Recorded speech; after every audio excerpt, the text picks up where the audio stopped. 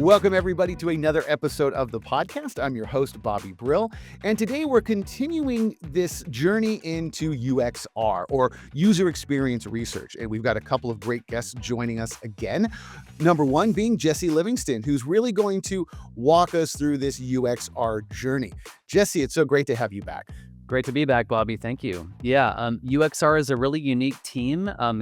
We are unique in the respect that we are talking not primarily to buyers or decision makers. We do sometimes, but the main target are end users, people who are using the product day in and day out. And so the unique kind of function that team has is to make sure we at ServiceNow are in touch with the day-to-day experience of the people using our product.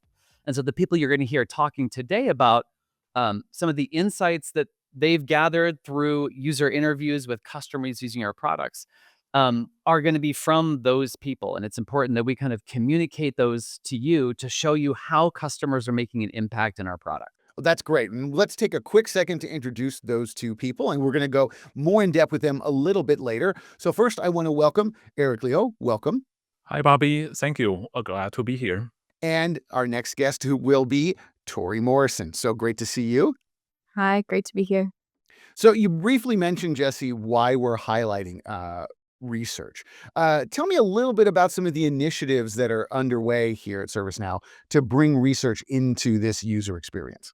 Yeah, happy to. So the typical relationship that user research has with participants is, they come in, they get their incentive, and then they go on their merry way. But something we've heard consistently from customers at ServiceNow is, hey, what did you learn from me? And what did you do with that learning? That is something we want to help answer. And so the reason we're here today is to help answer that question. What did we learn from you and what did we do with it? So that we can kind of help create a less transactional relationship with the customers participating in research and more of a partnership. And that makes sense because the customer is really using this day in, day out with lots of people and figuring out all of the ways to make it, break it, and make it even better, that sometimes maybe we don't even see all of this stuff because we're not using it as much as they are. I want to start off here with you, Eric, and I want you to really walk us through your area of expertise and introduce yourselves to us here. And we're going to talk about AI Control Tower, which we know is one of the flagship pillars, whatever metaphor we want to use to describe this great tool. Eric, introduce yourself and tell us about your experience here at ServiceNow. Yeah, of course. So my name is Eric Liu, and I'm a senior staff UX researcher on the AI UX research team at ServiceNow. My focus area include generative AI, agentic AI governance, and of course, more recently, AI Control Tower. Tell us about AI Control Tower. Why does this product need to exist? So with the recent advancement and very well-deserved hype around AI, a lot of organizations are really trying to adopt AI as fast as possible. But of course, with how fast everyone is moving, it can be a bit difficult to keep track of everything that's going on around AI in a company, and even harder to make sure everything is done properly, so they're not only compliant with different regulations, but are also ethical and responsible. And in addition, companies want to look ahead and plan for a long-term AI strategy instead of always being reactive to all the changes in the technology. So this is where AI Control Tower comes in and is here to help customer in those areas. Yeah, it's one of those things where now we've all accepted AI and we all use AI every day, and we're probably using a dozen or more AI tools without even realizing it at this point. Give me an example of one of the customer needs that you identified from the research. Yeah, exactly like you were saying earlier, Bobby. A lot of us are using AI without even realizing it. And of course, like one of the biggest challenges that we hear from our customers is just to understand what capabilities an organization has internally. Mostly because how fast these organizations are adopting AI, a lot of the times there's only minimum documentation, if at all, on the AI being adopted and developed. So, for example, at a company, one team may have heard about one AI tool and decided to start using that. Another team may choose to buy a different one that does similar things. And there might be like a third and fourth team may each be developing something internally from scratch. So for a lot of these companies, these capabilities are not centrally managed or tracked. So it's very difficult to get a complete picture of what's there, let alone managing and governing AI. And there really weren't any good tools designed to help with this either. So we know many companies are just using spreadsheets to manually track things and having to get creative and use tools that are really not designed for the AI age. So to address this, one of the core features in AI Control Tower is providing an AI inventory to give customers visibility into their entire AI landscape so they can monitor and manage all the AI in a single place. It is also connected to different systems, so information on these assets can be updated automatically. We all laugh when you said, people are using an Excel spreadsheet, and it's just an interesting way when we think about all this. When it comes to AI, it's like, it's the top of the heap and of technological breakthrough. And it's like, well, grab some Post-it notes and start writing out what we're going to do because we just haven't quite figured out how this is going to go forward. This has to be a Herculean feat for a lot of companies. When it comes to governance, explain that concept, because I know a lot of us have heard it, but this idea of AI governance and how companies are trying to do it, for lack of a better term. So, at a very high level, AI governance is the framework and also practice to ensure AI is developed and used quote unquote the right way. So some examples include making sure it's ethical to prevent things like bias and discrimination towards one demographic over another, and of course ensure it's safe. It's safe, so it doesn't do things that it's not supposed to do, or accidentally share information about other people that it's not supposed to share. It can also include things like ensuring AI is bringing value to an organization and is being used most effectively and efficiently.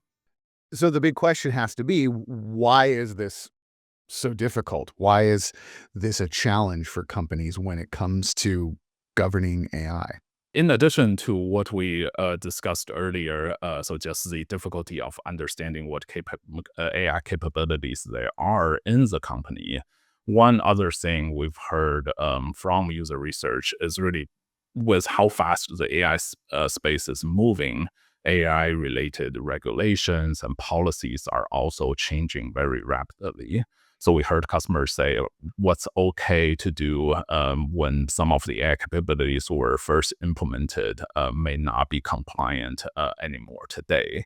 And what's okay to do today may not be okay to do tomorrow when a new regulation comes out. So companies are really having a hard time keeping up to date with AI policies and staying compliant.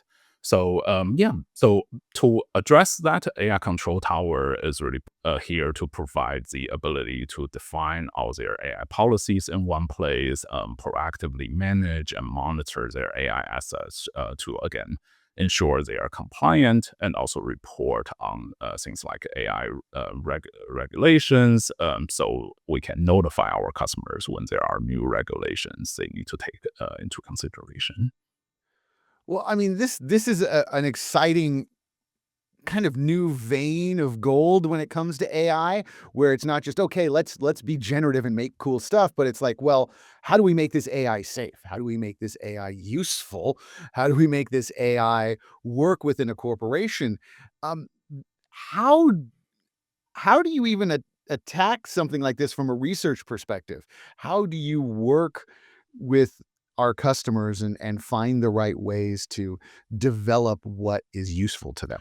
Yeah, that's a great question. So, of course, I'm always interested in a new and exciting space like this. But I'd say one unique thing and also a challenge we faced with research was just the limited customer available for us to talk to. Again, mostly because of just how new the space is. So we had to get pretty creative when doing research. So, for example, instead of trying to talk directly to our customers who might use a tool like AI Control Tower, I started by looking at existing industry reports from research firms to see what some of the top trends are in this space. And then I talked to some of the industry experts to further understand their process, tools, needs, and pain points. So that later, when I did talk to our customers, I could stay focused and deep dive to get very targeted insights. I think this led to much more effective research that helped our product team make product decisions. I mean, that's a pretty fascinating way to look at research is working from the inside out, so to speak. Would that be the correct way of looking at it? Yeah, of course. Yeah. When users are thinking about using AI tools, so we have AI Control Tower, which is going to make that system work a lot better. What are some of the things that we should be thinking about to get the best from our AI? I think one thing is to really change the mindset because I think today, intuitively, when people think about control, governance, regulation, people intuitively just feel like it's going to slow them down. But actually, from research, what we heard from customers is that if you do AI governance right and do it early, it can actually speed things up because you're taking a lot of like the vagueness of like what you can do versus cannot do out of your process, and also you avoid a lot of like duplicative work or just unnecessary changes later on just to be compliant with something. So along those lines, when you do have the proper tool to help you with that process, so of course, AI Control Tower is a great example. It can actually speed things up and drive AI adoption across companies. So we're going to switch gears a little bit and talk about how we learn how to use ServiceNow with ServiceNow University. And joining us is Tori Morrison, who's going to walk us through why this all came about and just the best features to get ServiceNow University to work best for you. Tori, it's so great to have you here. Please introduce yourself and your time here at ServiceNow and what ServiceNow University is all about. So I'm Tori Morrison. I'm a senior UX researcher on our customer and partner experiences team. And our research team is a little bit different than some of the other research teams because we're focused on the enablement tools and resources that you might have rather than like the product itself. So I'm focused on ServiceNow University, and that's the place where customers, partners, and folks who are not yet in the ServiceNow ecosystem, who have aspirations of getting into the ServiceNow ecosystem, can go to learn more about ServiceNow, grow their career, get certified, and also get your hands dirty in things like lab instances where you can actually um, get some sense of getting into the product and learning through ServiceNow. Walk us through that idea of enablement, because that's such a great term that it's not learning. It's different. Before we get deeper into it, can you kind of walk me through the differences between what or the difference that enablement is as opposed to other types of learning? Well, one way we've been thinking about it with ServiceNow University is this idea of skills. So you'll see this introduction of skills throughout the site. And it's really about building those skills. So we're making sure that every course, everything that you're doing is tied to these specific skills that enable you to do what you need to do on the ServiceNow platform. So whether you're an end user, whether you're someone who's building out the platform or implementing it for your company, there's specific product areas or skills that you're going to need to learn to do that. So um, ServiceNow University is all about enabling folks to do what they need to do in order to implement ServiceNow or, use it the way they need to. Well, so that brings up that question I'm sure the users have is, what is the right path for me or the right journey for me? Is that the correct way of thinking of it?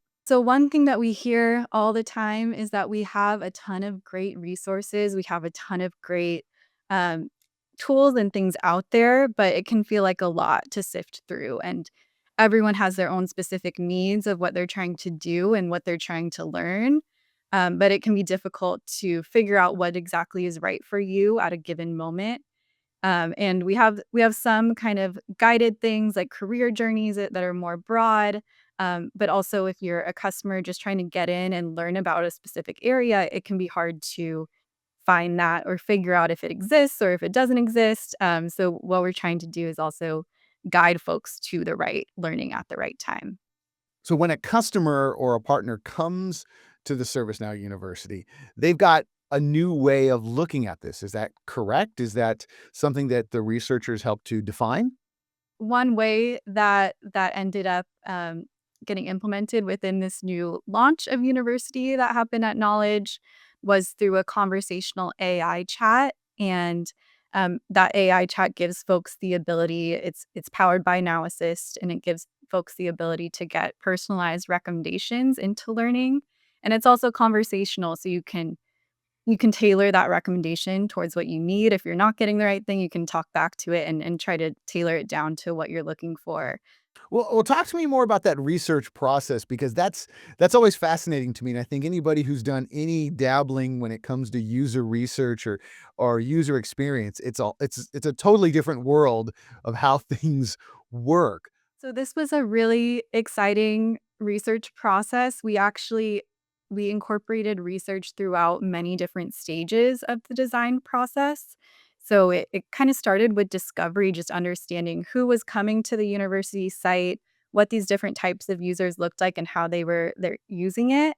And then we started out with more kind of like low fidelity wireframe sort of bare bones sort of things to share with folks just to get gut checks of, are we on the right path? Are we going in the right direction? And then as decisions were made throughout the process and things became more clear cut, a little bit more defined, we had more touch points with users along the way. So it was really about every month or so we were meeting with a group of folks and getting insight into the directions we were heading in and the different decisions that were being made along the way. And that all led up to the launch at Knowledge this year. All of us have used an e-learning tool at one point, and with ServiceNow, we're taking it to a new and exciting level. What were some of the issues that you found in your research that we really wanted to help solve to give our learners a better experience? So I think one of the key aspects is personalization and customization. And I think there's just this expectation with kind of many tools that you use these days, especially, outside of work, in work, that you want them to be personalized to you, right? So one of the ways that we're trying to do that is through more personalized recommendations. And one thing that we also heard about these recommendations is that folks want some insight into why you think this is a good learning for me. So we don't want to just see like, hey, this is recommended for you. You also want to get some insight into why do you think this would be applicable to me or why do you think it would be an important piece of learning for me? So folks wanted some insight into why they should take that learning. And you can see that in our AI chat today that any recommendation you get is showing you why that recommendation is being made for you, usually because of, some past learning that you've taken that's in a similar vein or other interests you might have based on your learning history. I want to ask you another question too, because I know this comes up a lot, and it's kind of a new way of looking at learning. This idea of gamification. And that's making it much more exciting and dare I say it's fun. Um, when it came to talking with users and researching with them, um, what was their feedback when it came to gamification?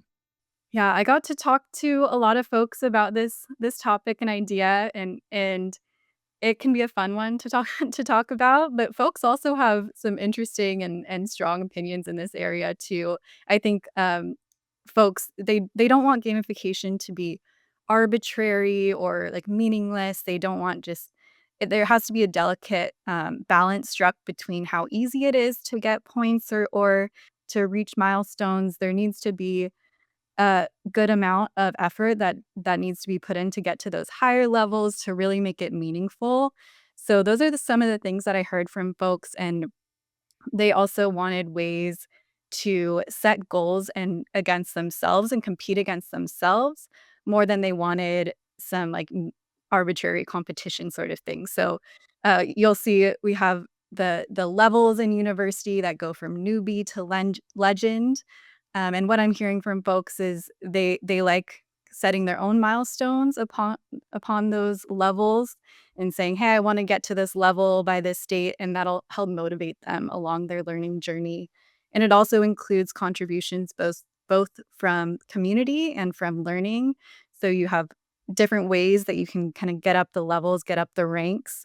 And it's a really great motivator to continue on and continue gaining those ServiceNow skills. Yeah, I have to do a shameless plug here because I know it's becoming a new thing, but not every company is like ours at ServiceNow, where we get time spent or time sent to us on our calendars to sit down and learn and develop. And this idea of learning and development is becoming so popular and so required with a lot of companies that this idea of creating a university internally and externally has to be a really amazing thing when it comes to talking with potential users.